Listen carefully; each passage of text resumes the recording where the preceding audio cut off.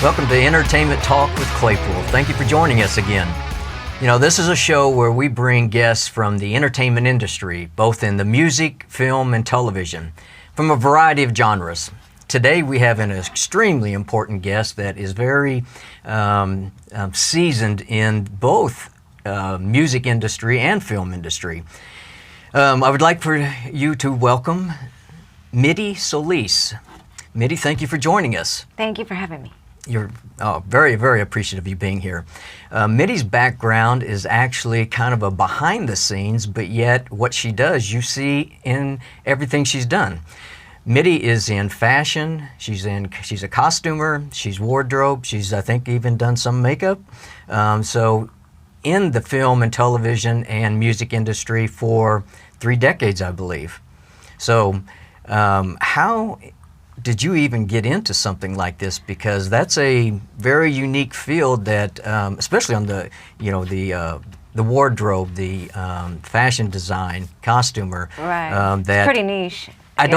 I don't meet a lot of people that are in that industry, except if I'm happen to be on set or something. Right. With us, just zhuzhing you and fluffing you up from behind and stuff. Right. You don't really pay attention to us too much. Yeah. Well, unless you're in the seat of and being worked on by you because you style us. Right. Whether being a host, whether being an actor, whether being a musician. Right. That's when we really. Yeah, I didn't get to do you you before we went on the live just now. I didn't get to just fluff you up. Is there something messed up? Not yet. I didn't look. I wasn't hired for that. No, not at all. But I'm looking now.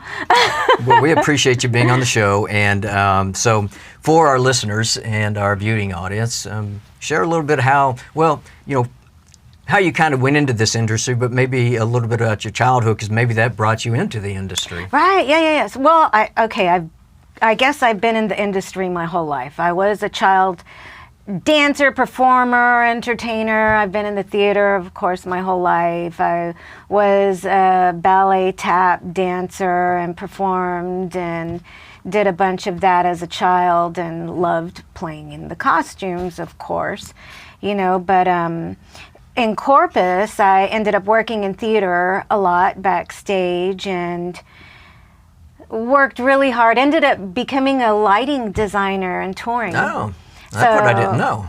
Yeah, there's a lot to know about me. So I first started out as a lighting and sound technician in Corpus Christi, and I worked all of the South Texas region, and then ended up getting on a tour with a show called The Bear in the Big Blue House.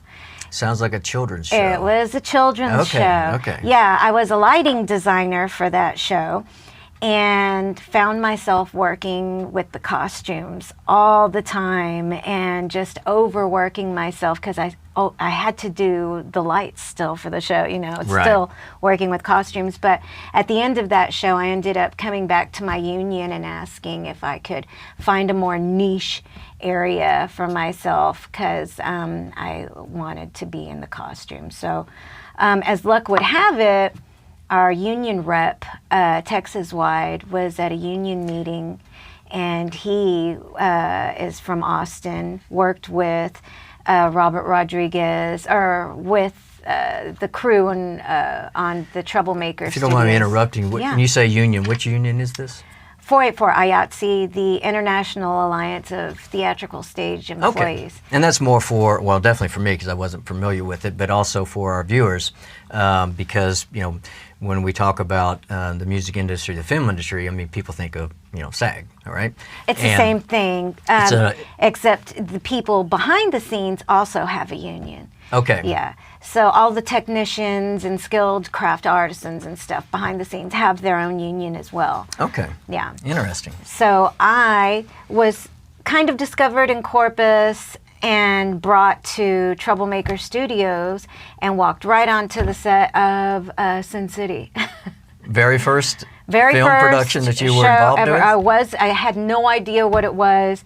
Didn't know who Robert Rodriguez was. Didn't know what Sin City was. That was starring Bruce Willis, if I believe. Right. Oh, so many people were on that. Yeah, I was on an ensemble cast.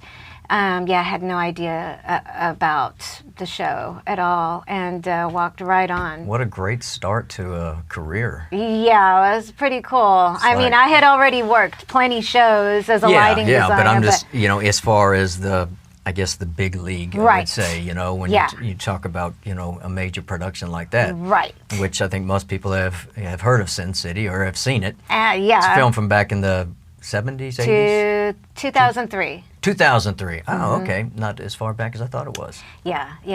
That was the year I broke in. Yeah. Okay. And I started from the bottom of, the crew. So I worked my way up from there. I guess you could say I cut my teeth at Troublemaker Studios, and I stayed there for 9 years with them, with all the shows that happened from Sin City on. I worked there. Is there, with your craft, your skills and talent, is there a agent that that represents you? Because actors have a talent agency, they'll have a manager. So in your field, I don't know, is there are talent agents for that? There are, yes. That help you find shows and managers, and so we have managers if you need one, if your career is big enough that you need help organizing that. Yes, there are agents and business managers. Okay, interesting. Because I have a talent agent I work with to try and help me get gigs for acting. It's exactly like that. I don't think they have anything related to the wardrobe side or... well, it depends on the agency. Some agencies also cover many types of crafts. So it would also be like acting and makeup, and maybe some people also do lighting people. I guess it depends on the agent and who all they know. Yeah. And probably the size and how long they've been in the industry and stuff like that. Totally. So, getting into this, who inspired you the most? I mean, who did you follow the footsteps of, or who kind of pushed you into this, or gave you the flame to do it? I guess. The flame, I guess. I don't know. I think honestly, in the industry, just like yourself, you find yourself in love with the art that you're doing. Right. I think you knew it as a child what you were going to be doing, if you're any good at it, or you stick with it, or have any type of longevity in the industry. It's only because you really have the fire to be there. A lot of people don't last. It's not for everybody. It's a very tough industry, and a lot of people think it's easy, and it is so hard. It is the hardest industry ever anywhere to work in, and people think it's not. It's easy. I was reading a little bit. I found different articles that have been written about you online, and you was talking about basically how hard it is. And how people think it's they see the glamour and all this, but what they don't see is definitely the behind the scenes. You're a behind the scenes type with your craft, and that sometimes it's 10, 12, 16-hour days, right? And then it's the next day starts immediately. It's not like you get this long break. It's like it don't matter how long that day went. No. You may have only 6 to 8 hours before you got to be back on set again. Or if when it's a wrap for the production as a whole, you may be wrapping at midnight. Exactly. And understand that they'll have a wrap party sometimes, and you're like deadbeat tired. Oh, you don't make it. It's crazy how they schedule wrap parties the day you wrap, and you still have to wrap out the whole show. It doesn't work for people that have been on the show for 30 days. At minimum, on a small show. Yeah. You've been on the show for 30 days, working basically 24 hours a day, honestly. The show runs 10 hours a day, or it's shooting 10 hours a day, but you're prepping, you're wrapping, and that's aside from when you're shooting. It's a very hard industry, yeah. Well, it doesn't look like it's been hard on you. You stay very youthful looking. Thank you. But there's a way you have to go on set and being prepared. You talk about your backpack. that you Oh, you read about that? read about your backpack. The Girl And it seems Scout, like yeah. it's like your survival kit. It is. So that must, when I was reading it, it seems like it's must be a pretty good sized backpack. So share a little bit about your backpack and what you have in there and kind of why you have those items. Well, okay, so the backpack, it's a kit of sorts. In the industry, you have to have a kit and you have to be ready for wherever you land. You never know what the show is calling for. You never know what to expect. But each one of them is unique and individual to itself, right? Right. Each and every show, it's its own life. But you have to be ready because right when you land, you're going right when you land. So, you know, you've got to have, like, let's say, tape and safety pins.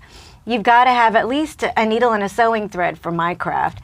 You know, yeah. I mean, have your camera ready. Don't forget to start taking notes for sure. Your water bottle, your coffee, your caffeine. Let's say you're going to end up outside for a long time. Have your sunscreen ready, have your hat ready, have at least 3 sets of shoes because you never know what terrain you're going to be on. Interesting. Have 2 different sizes of shoes for when your feet swell up because they will. So, and then also That comes from experience right there. Exactly. So I always start off with a size 6.5, and then I always have my size 7 shoes for when my foot swells. It's from being on your feet a long time. Exactly. Always being on your feet and darting and running and jumping and the terrain. Have a change of clothes because sometimes you don't get to change out. You're sweating outside all day. You're caught in the rain. You fall in the mud. You're falling down rock quarry, which I've tumbled down a few. Bless your heart.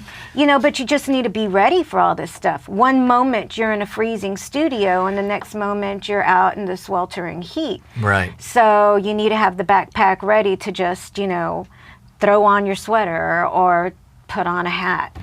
Your sunglasses, always have that. Have your work gloves ready because you're hauling stuff all day long. You're moving. So in most productions that you've been on, the elements, is it real and the real elements? And the reason I ask that is because, I mean, sometimes you'll see a scene and you'll see their breath, right? Right. And then I'll see another scene and I don't see their Right. breath. So I'm like, is some of that? That's editor flaws. Have you ever seen that? Of course. Yeah, I'm always looking at a monitor. That's my job. Yeah, so I'm always wondering, it's like, oh, I wonder if that part was filmed It was. somewhere You know, else. it very well could be. And it still looks like the same terrain or whatever. Right.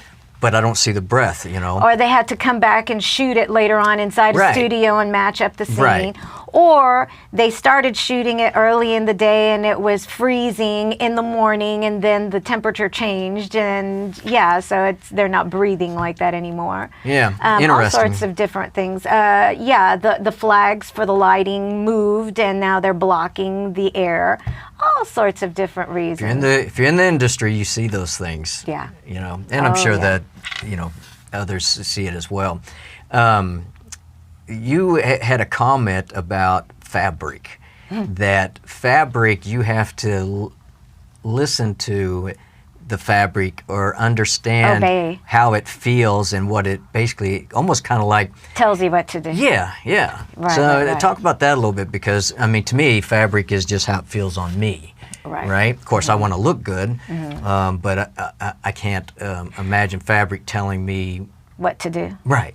So we're discussing, we're talking fashion now. So, Right. So we're designing pieces Correct. and we're working with fabrics and material and stuff. And so let's say we're draping a piece and let's say that we're using certain fabrics. And it could be the same as the curtains on the wall. You know, Right. honestly, certain fabrics work and certain fabrics won't.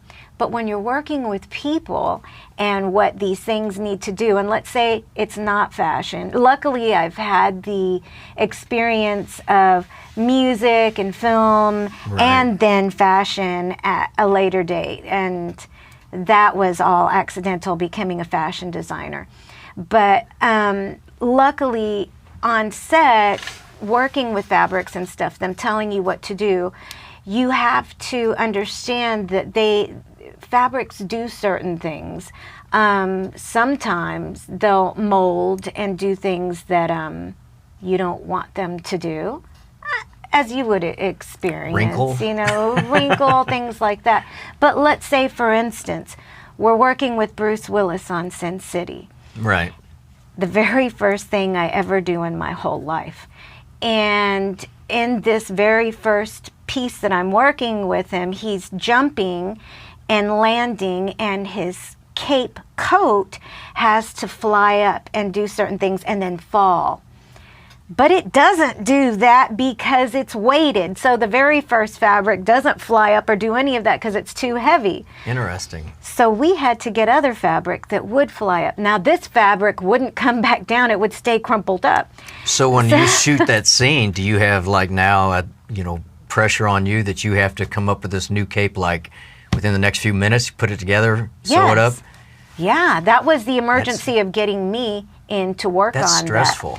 Yeah, so there are, I would say, 3 to 5 different capes for 5 different motions and movements that he does. Really? Yeah, and from when he's just running. We had some with fish wire, holding the fish wire up to make it look like it's doing this bit. The one where he jumps and lands, we ended up putting little metal washers sewn into it so that it would finally fall down? Yeah, there are many different things we had to do with that fabric specifically to get it to do what we wanted it to do. Very interesting, because that's, that kind of goes into you're playing a part with special effects when dealing with the fabrics. We all have to play with each other, totally, especially when it comes to like sci-fi shows, dream sequence shows, things like that. You'll always find yourself, horror movies, you'll always find yourself working in conjunction with, special effects for sure. Blood, anything with blood, Lord have mercy, anything with blood. Then you end up having multiples, Right. Who was it when we worked on, in the Quentin Tarantino movie with Django? No, I didn't do that one. Okay, well that's the first film that comes to my mind. Kurt Russell. Kurt Russell plays the Magnificent Eight, or no, there's something 8 that I remember. Which one is it? It's called Death Proof. Death Proof. Okay. Quentin Tarantino film that he did with Robert Rodriguez. So, on Death Proof, Kurt Russell has a jacket. Okay. This is another unique story about fabric and what they do and stuff. So this one isn't necessarily the fabric, but the people in the fabric.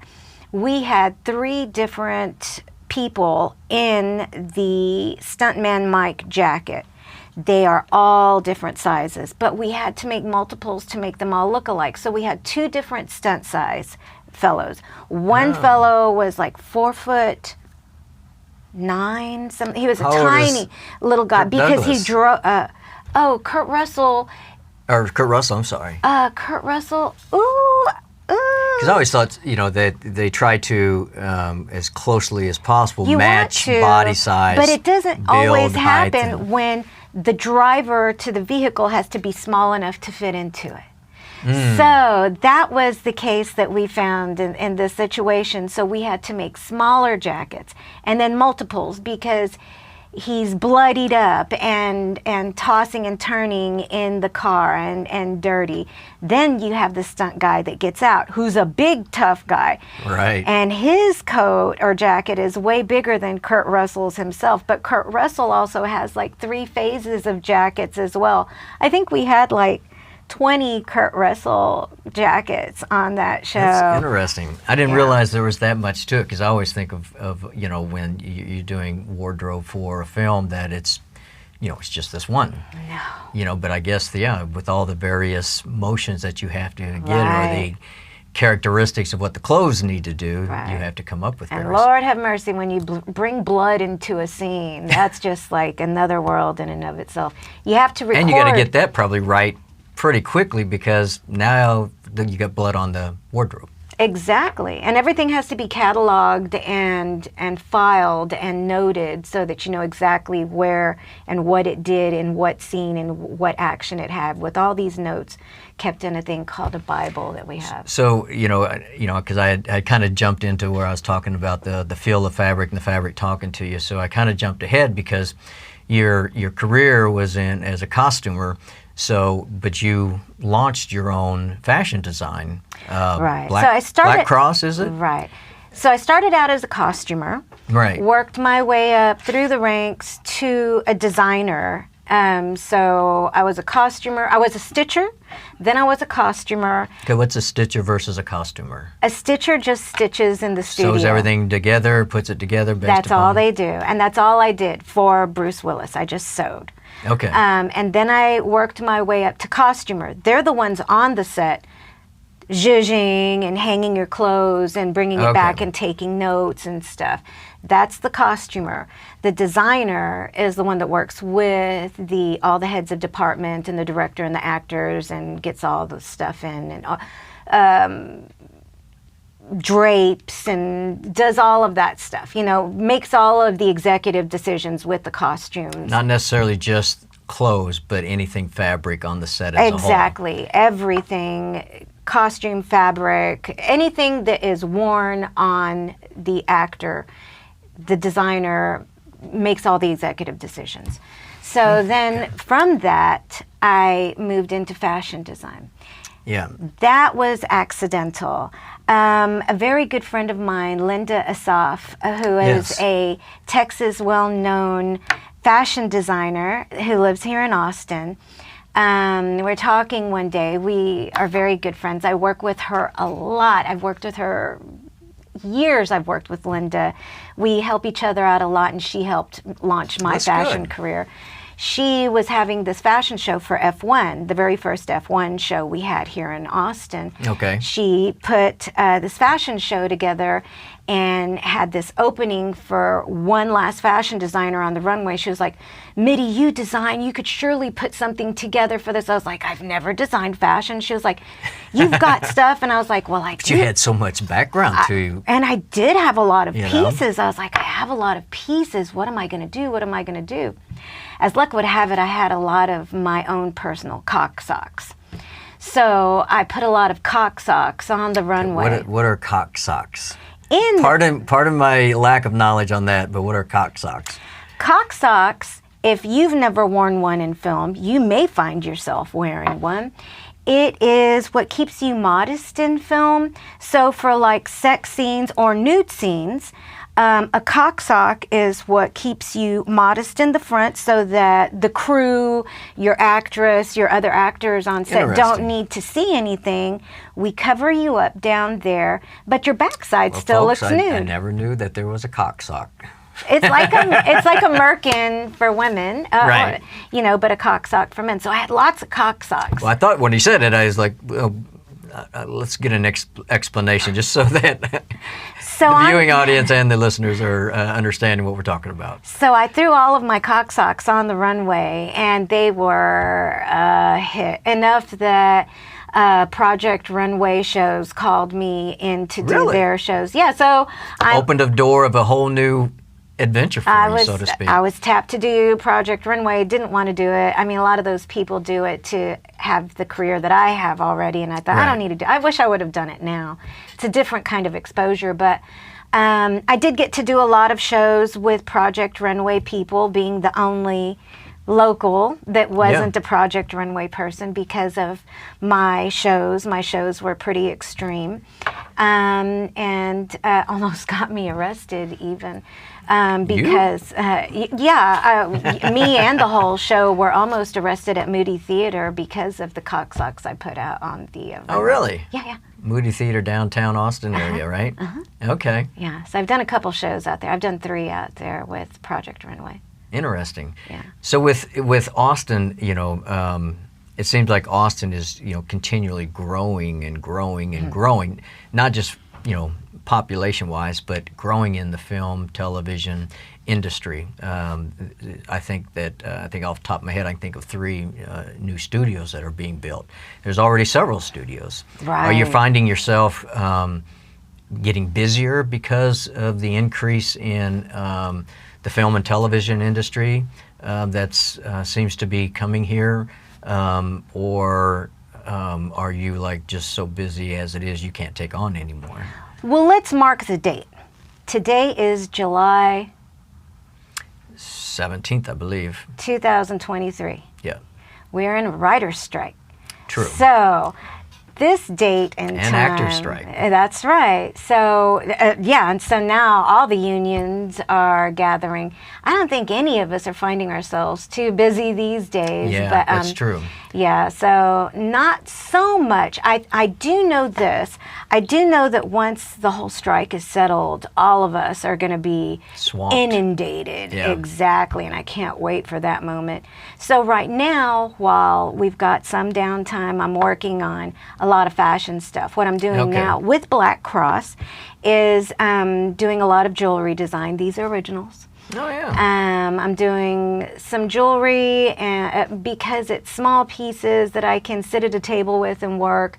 I can do things like that as opposed to having to pin and roll out fabric and iron and, you know, working with materials and putting Right. clothes together is a much bigger project than working with jewelry. So considering that I just came out of medical treatment, I'm finding myself working with little pieces. So Black Cross will be putting out a jewelry line with its next fashion. So sequence.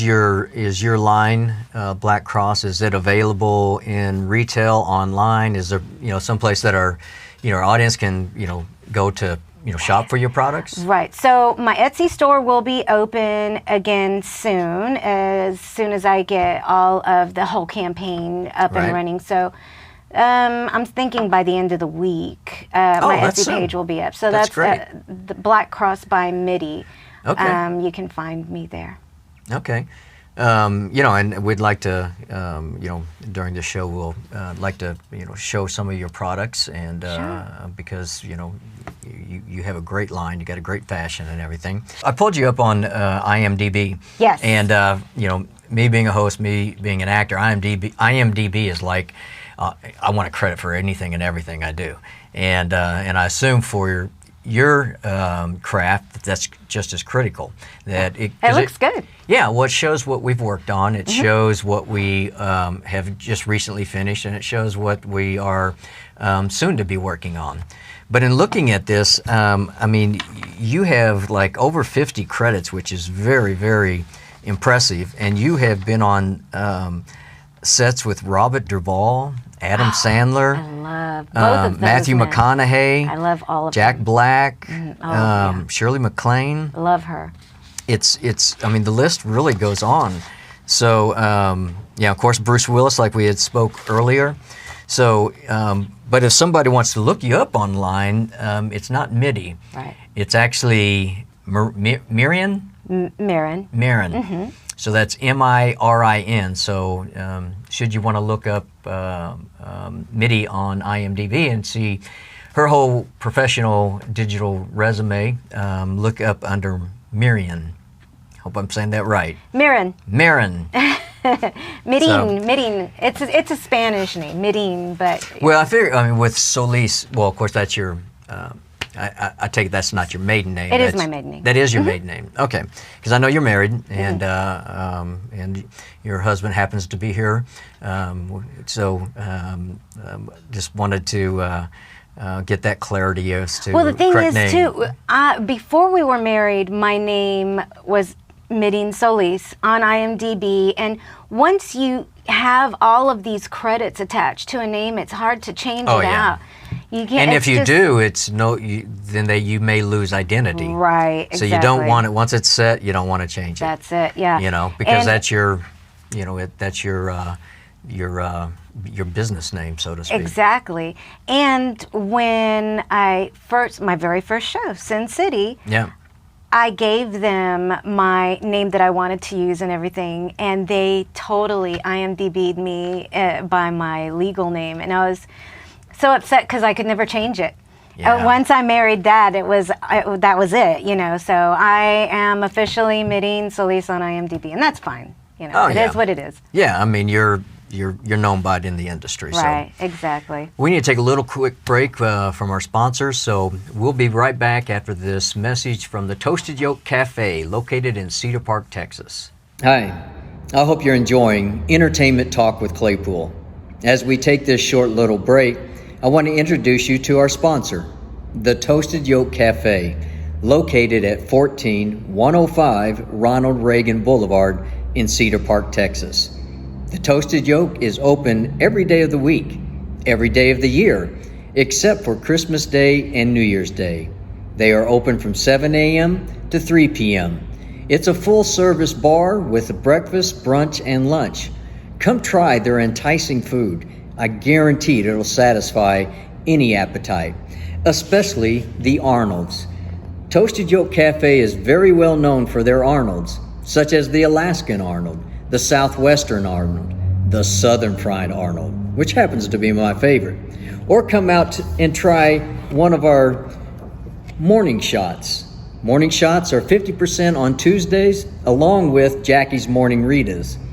Come give those a try, and let's not forget Fridays, 50% off of all mimosas. Toasted Yolk Cafe, I guarantee you will be satisfied. So we're back with Midi Soliz, and very interesting conversation, you know, just the history of your career, the productions that you've been involved in, the long list of names that are synonymous in the industry.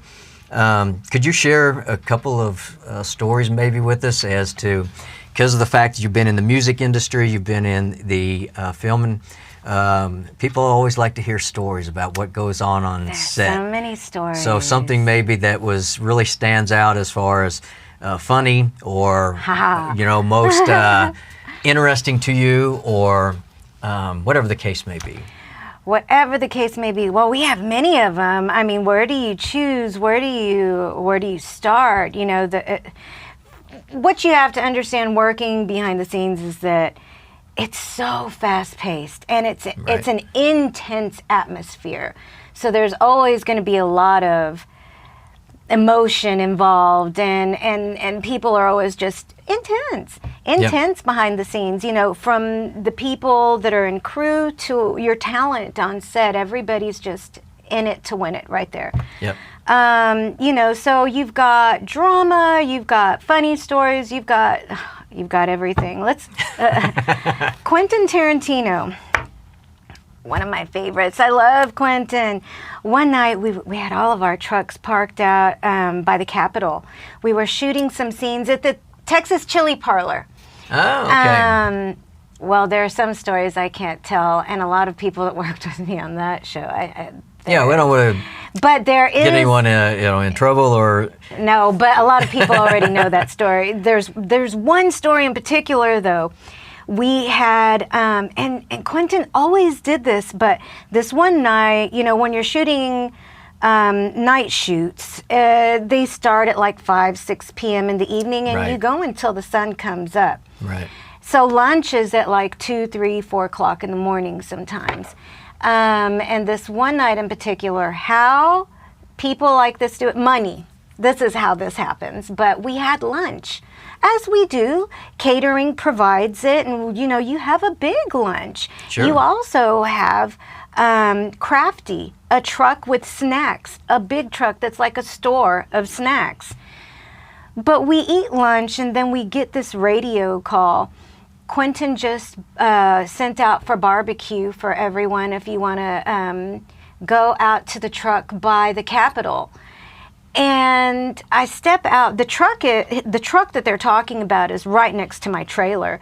And I step out and I look, and it's a big, like F-150 truck. The whole bed of the truck is full of like bags. and barbecue galore. The whole back of the A lot bed. of barbecue. At like 2 o'clock in the morning, and Quentin's just sitting there with his legs swinging on the bed of the truck, eating, saying, "Are you hungry?" It was just the funniest thing in the whole world. But that happened regular. He loves Texas food, but. So he's not from Texas, I take it. Well, he does have a home here now. I don't. Okay. I think that was the year that he bought a home here. You know, The barbecue brought him in, huh? Lord, yeah, you know, that's one good story. Matthew was great working with Matthew. And you still occasionally work with him, right? I do. He has a bourbon line with, I think it's Wild Turkey. Okay. And he also works with Lincoln, and he Right. does 2 or 3 commercials a year. And I'm usually the first one to get called locally from the local crew to work with him. They like to keep their crews small and familiar, and I'm Right. always the first one local for wardrobe to get called out to work with So him. does most of your work in the greater Austin area, or do you do work in Atlanta, LA, other places, or is it mainly the greater Austin area? Well, when I was a costumer, it was the Austin, Houston, Dallas area, Texas-wide. Okay. Because it's a Southwest. Texas-wide union for the most part. But then once I joined the Designers Guild, or became a designer and started getting designing jobs, most of my work was out of Texas. So a lot of Louisiana work. And Well, there's a lot of work in, Austin's the #1 city in Texas for Yeah. film and television. Right.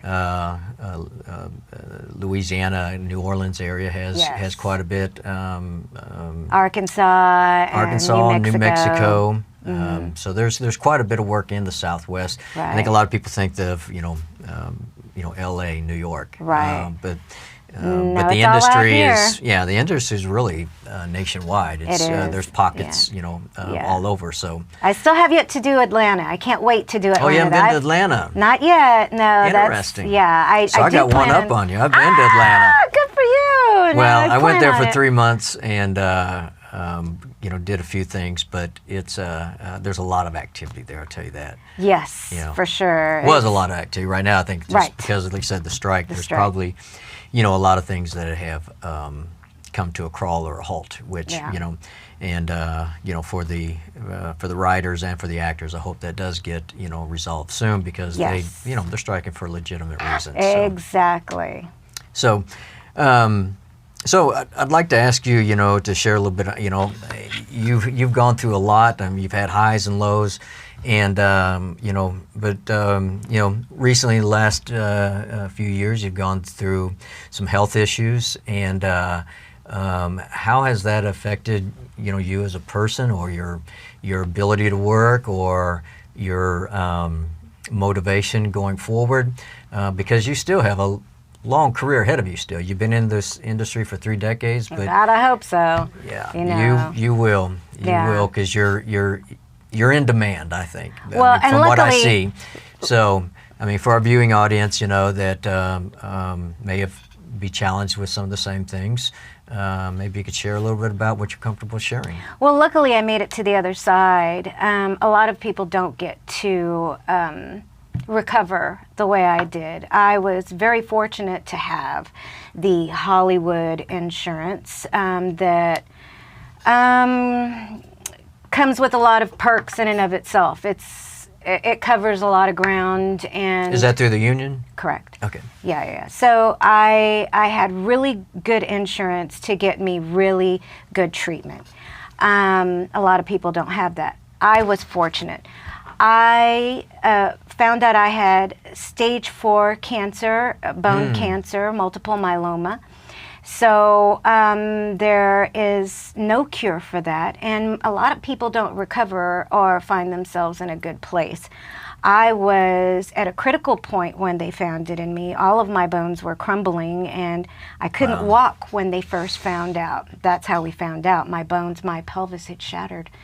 And then all of my bones started to break. I was just falling apart. Luckily, because of my treatment, I went to MD Anderson, one of the best hospitals in the Houston. world. Yeah. Yeah, and I had some great doctors.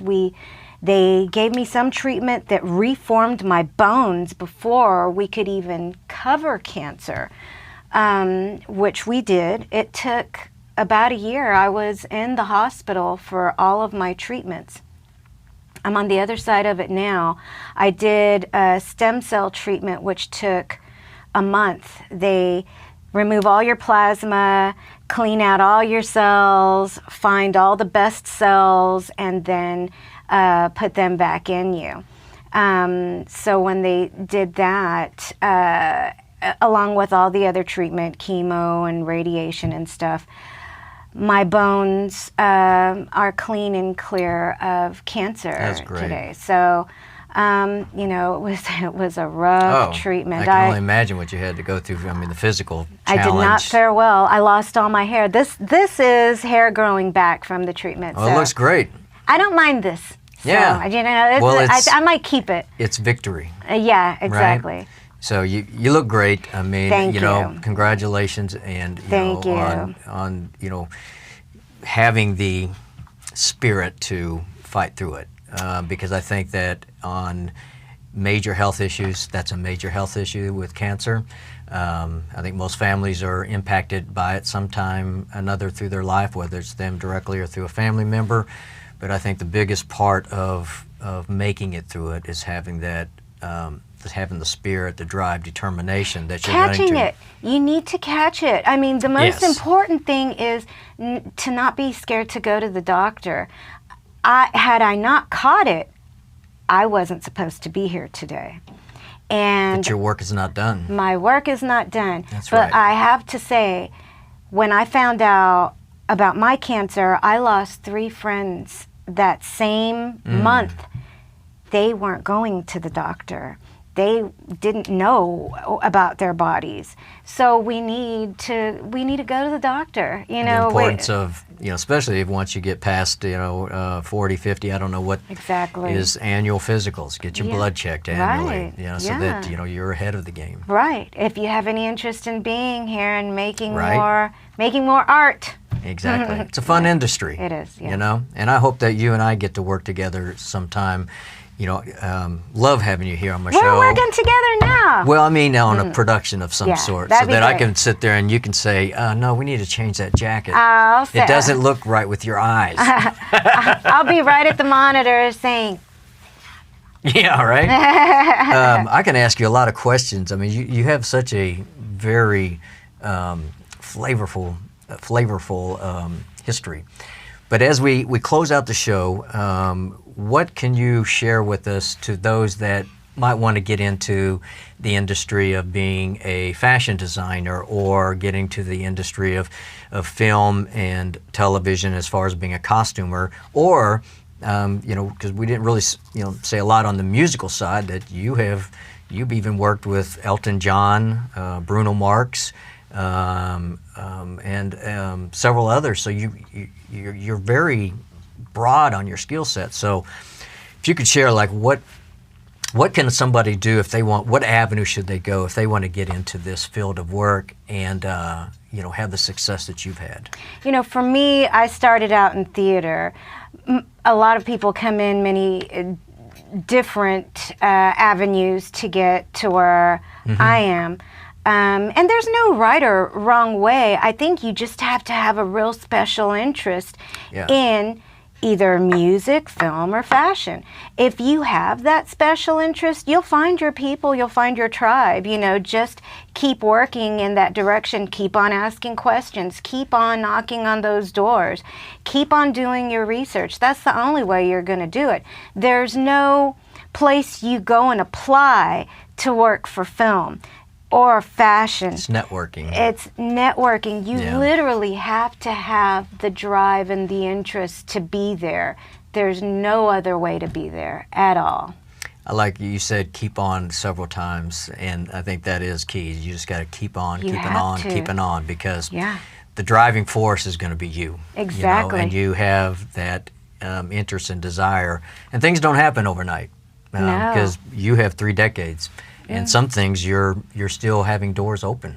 Oh, for sure, so and I'm learning every day. Yeah, Yeah. and that's what's great about it. So, Yeah. and in the industry has grown, For sure. of course, with technology and stuff. Speaking of technology, and I know we need to close here, but is AI affect your Yes. field of work? Because AI is a benefit, and at the same time, it's a little scary because of whether or not it now does the creation of what we are gifted for to create. So do you see that being a challenge in your field of work, or a not necessarily a challenge but a benefit? I think I see it, a little bit of both worlds. In the world of wardrobe in film, we're cut very thin. I mean, we are inundated with so many hats. We have to shop, we have to run the budget, we have to prep for the next day, and we have to call an actor. There's just so much to do in one day.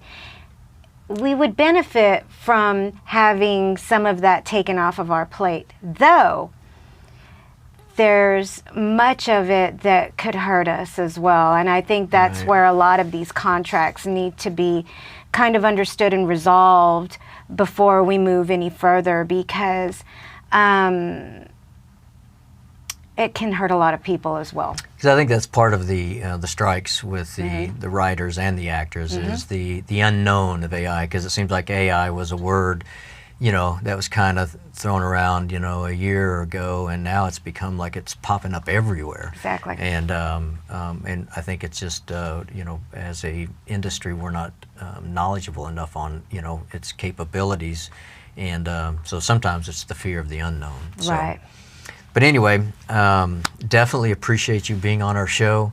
Your skills and talents are awesome, and I would encourage others to look her up online and follow her. You are on Facebook, I'm assuming, and Instagram. I'm on Facebook, and I'm YouTube. on Insta. I'm on YouTube. There you go. I'm here and there and everywhere. And Black Cross coming back with a whole new season and a whole new fresh look. And I'm always evolving, and just keep an eye out. Well, I'll be there. Yeah, like I said, your opportunities are still opening, and you got the new hair. It's the new you. Fresh. So we appreciate you joining us, and don't forget, you guys, that great it is to dream the dream when you stand in youth by the starry stream, but greater it is to fight life through and say at the end, the dream is true. Keep pursuing your dreams. We'll see you next time.